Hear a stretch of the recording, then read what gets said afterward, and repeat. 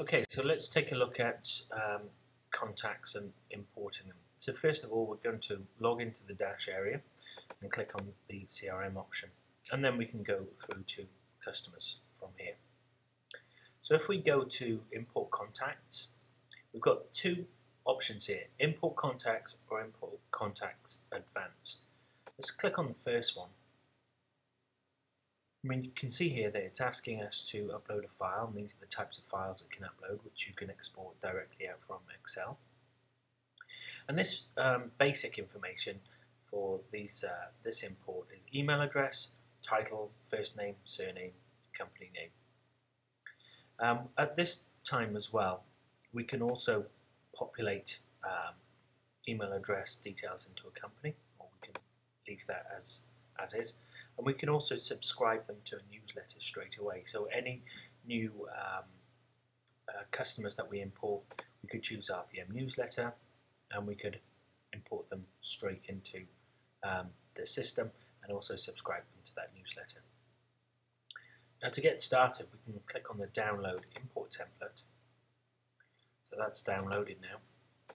If we open that up, we can see that I'm opening it up in Apple Pages, not in Apple Numbers, not Excel, but this Excel will be exactly the same. The first table sheet we have is the overview. The second sheet gives us an example and some more notes. So if we wanted to build a template, this is just giving us an idea here. First column would be the email address, and the title, first name, last name, company name. Okay, so we would create that, and then on this particular program, we could choose File, Export, and we could choose CSV. So that's a comma separated value file, and then we could import that straight in. So if we go back to the site here, let's go back to customers, and then let's take a look at importing the advanced details here. So I'm going to load up my customers page, and I'm going to click on import contacts advanced. Now the operation is exactly the same as before, but now you can see that you've got all of these other items that you can install.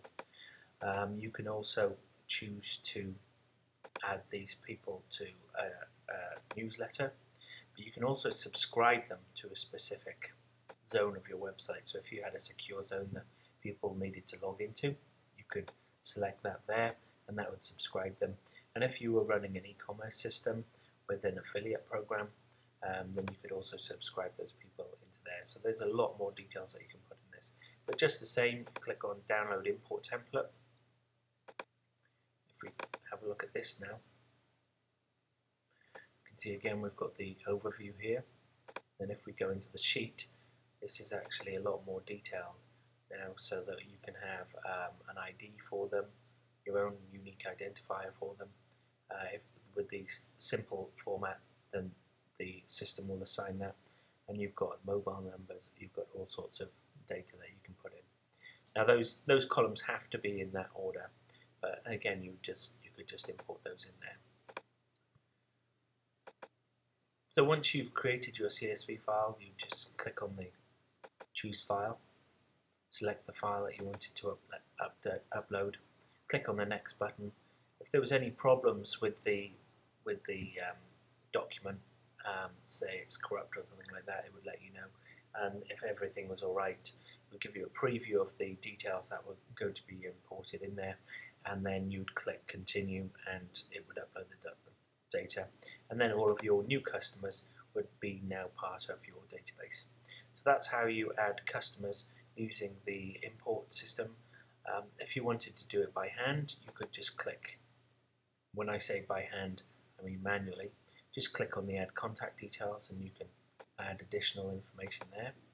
If we go back to that page now, add a company, we've got that ability to add the company details there, and all of these items that have got like a little icon like this next to them, you can change them. So for instance, at the moment we've got these kind of customer types, but for you, you might want to change that, so you can click on that little link there. I'll show us all the different types of customers that we've got, and we can add new or delete ones. Again, lead sources, you might want to put different magazines or different publications that you're in to track your lead sources, and you can add those there. Your industry sectors, and if you want to use a rating system as well, so that you can keep track of your leads and pull up reports on leads that are warm or leads that have gone cold, and so on. So it's a very flexible system, very simple to use, either manually one by one or through doing a mass import, as we see.